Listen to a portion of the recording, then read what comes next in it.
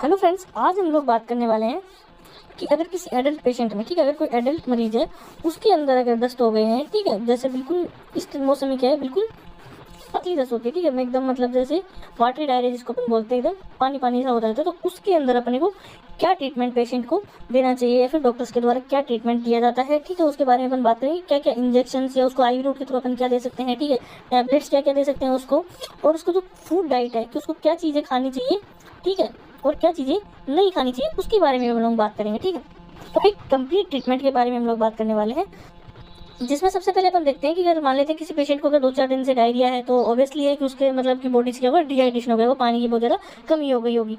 तो उस केस में क्या करते हैं, सबसे पहले अपने को क्या होता है, जो आईवी रूट की जो थ्रू जो ट्रीटमेंट दिया जाता है उसमें सबसे पहले क्या करना है, अपने को आरएल लगाना है। ठीक है, आरएल की 500 की अपने को 2 बोतल उसको लगानी होती है। ठीक है, तो फर्स्ट जब अपने आरएल की जो बोतल मान लीजिए पेशेंट को लगा दी है, तो उसमें अपन और क्या क्या इंजेक्शन जो है वो डाल सकते हैं। तो सबसे पहले आता है इंजेक्शन पेंटो का 40 mg। ठीक है, ये जो पेंटो का इंजेक्शन है 40 mg, वो अपन पेशेंट को डायरेक्ट आईवी, ठीक है, जिसको अपन बोलते हैं आईवी स्टेट, डायरेक्टली अपन उसको आईवी लगा देते हैं।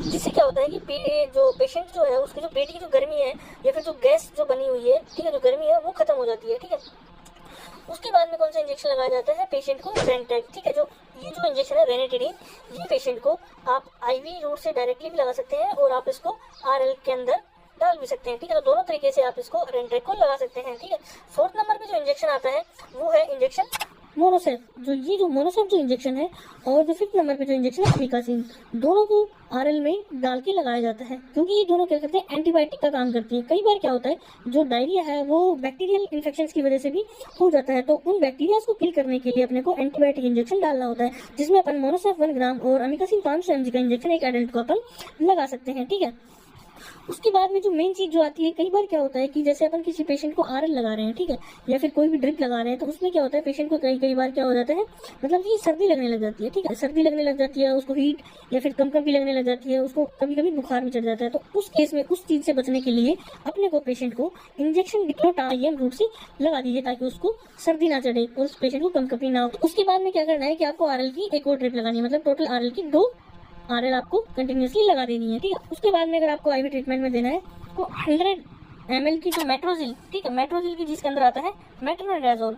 अब ये क्यों लगाते हैं, क्योंकि कई बार क्या होता है प्रोटोजोल इन्फेक्शन की वजह से भी क्या होता है, डायरिया हो जाता है, तो प्रोटोजोआ को किल करने के लिए मेट्रोजिल 100 ml आईवी रूट से दिया जाता है। ठीक है, कई बार क्या होता है कि मेट्रोजिल से ठीक नहीं होता है, तो उसकी जगह पे अपन लोग ऑफ्लोक्सासिन 100 ml यूज करते हैं। ठीक है, इससे क्या होता है 100% पेशेंट का डायरिया ठीक हो जाता है। अगर आप मेट्रोजिल दे तो मेट्रोजिल यूज किया जाता है, या फिर उसकी जगह पे ऑफ्लोक्सासिन 100 ml यूज किया जाता है। उसके बाद अपन लोग बात करें जो टैबलेट फॉर्म में जो ओरल रूट से अपन क्या क्या दे सकते हैं, तो फर्स्ट नंबर पे आता है नोफ्लॉक्स टीजेल टैबलेट। ठीक है, ये जो नोफ्लॉक्स टीजेल टैबलेट है इसके अंदर आता है नोफ्लॉक्सासिन और टिनेडाजोल। ठीक है, इसको अपन एक टैबलेट सुबह और एक टैबलेट शाम को, बीडी जिसको अपन बोलते हैं, वो पेशेंट को अपन दे सकते हैं, जो कि खाना खाने के बाद में लिया जाता है। ठीक है, और उसके बाद में आती है टैबलेट लोपैक्स, ठीक है, जिसके अंदर होता है लोपेरामाइड। ठीक, लोपेरामाइड 2 mg की टैबलेट आती है। ठीक है, तो अपने को क्या करना है, जो फर्स्ट टाइम में पेशेंट को 4 mg देना है, तो मतलब 4 mg देने के लिए अपने को 2 टैबलेट्स एक साथ देनी पड़ेंगी। ठीक है, जो फर्स्ट टाइम अगर टैबलेट लेगा तो उस टाइम आप 2 टैबलेट एक साथ देंगे, बाकी सब टैबलेट्स के साथ में उसके बाद में एक एक टैबलेट सुबह शाम पेशेंट को देनी होती है, जिससे उसका दस्त बिल्कुल ठीक हो जाते हैं, बिल्कुल बंद हो जाते हैं। ठीक है, ये उसके बाद में आती है 3rd नंबर पर रेंटेक टैबलेट। ठीक है, रेनिटिडीन की 150 mg की जो टैबलेट आती है उसको अपन पेशेंट को एक बार सुबह और एक बार शाम को देना होता है, मतलब बीडी पेशेंट को देना होता है, जो पेट की गैस वगैरह जो प्रॉब्लम है उसको खत्म कर सके। ठीक है, उसके बाद में जो टैबलेट आती है वो है मेट्रोजिल 400 mg की जो टैबलेट है, उसको भी पेशेंट को एक टैबलेट सुबह एक टैबलेट शाम को, वही प्रोटोजोआ को खत्म करने के लिए।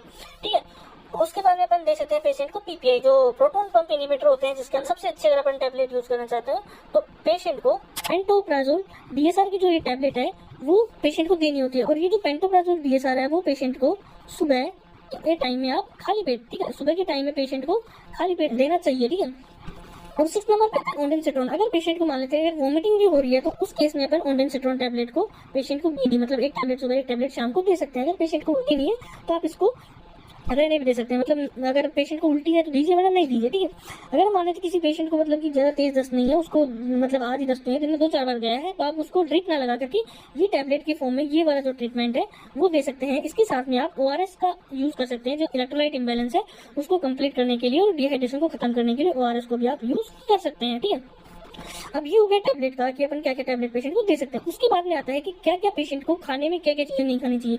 अब अपने ट्रीटमेंट तो देखिए पेशेंट जाते ही अगर मान लो उसने पोटैटो खा लिया, मिल्क वगैरह खा लिया, घी खा लिया, तो उसको तो दवाइयाँ काम ही नहीं करेंगी, मतलब कि उसको डायरिया ज़्यादा हो जाएगा। पोटैटो आपको बिल्कुल नहीं खाना है।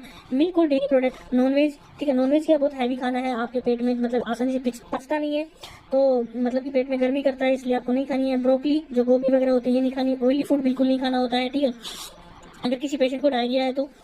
उसके बाद में आता है आपको चाय कॉफी बिल्कुल बंद कर देनी है, ठीक है।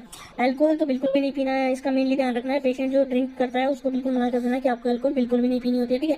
ग्रीन जो लीफी वेजिटेबल्स होती है वो नहीं खानी है। कोल्ड ड्रिंक बिल्कुल नहीं पीना है। और एक पपाया जो पपीता होती है उसको तो बिल्कुल भी नहीं खाना है, ठीक है। तो ये जो डाइट है इसमें जो ये जो चीजें हैं 10 चीजें ये आपको पेशेंट को बताना है कि उसको बिल्कुल भी नहीं खाना है, ठीक है। तो पेशेंट को मतलब कि ये चीजें तो नहीं खानी, लेकिन खा क्या कह सकते हैं, अब क्या क्या चीजें पेशेंट को बताने की ये चीजें रखेंगी। दलिया और खिचड़ी, ठीक है। पेशेंट को सबसे अच्छा जो डायरिया में जो रहता है वो आप उसको दलिया खिलाइए, खिचड़ी खिलाइए, बिल्कुल उसको हल्का खाना देना, ठीक है। ओट्स आप उसको खिला सकते हैं, ठीक है। प्लेन राइस उसको खिला सकते हैं, मतलब लो फाइबर वाला जो फूड होता है वो आप उसको खिला सकते हैं, ठीक है। बनाना आप उसको खिला सकते हैं। टोस्ट अगर आप उसको खिलाना चाहें तो वो भी खिला सकते हैं। चीज़ों क्या है बिल्कुल हल्का खाना है, आसानी से पच जाता है और पेशेंट का डायरिया 100% ठीक हो जाता है। तो ये जो ट्रीटमेंट है वो आप क्लिनिक पे यूज़ करते हैं डॉक्टर, और सभी डॉक्टर इसी जो ये जो ट्रीटमेंट है वो सभी डॉक्टर इसी ट्रीटमेंट को यूज़ करते हैं। अगर आप स्टूडेंट हैं तो ये कभी भी वीडियो देख करके ट्रीटमेंट ना लें, कृपया करके डॉक्टर से सलाह लें, उसके बाद में ट्रीटमेंट लें। अगर आपकी कोई क्वेरी है तो आप हमें कमेंट में बता सकते हैं, ठीक है।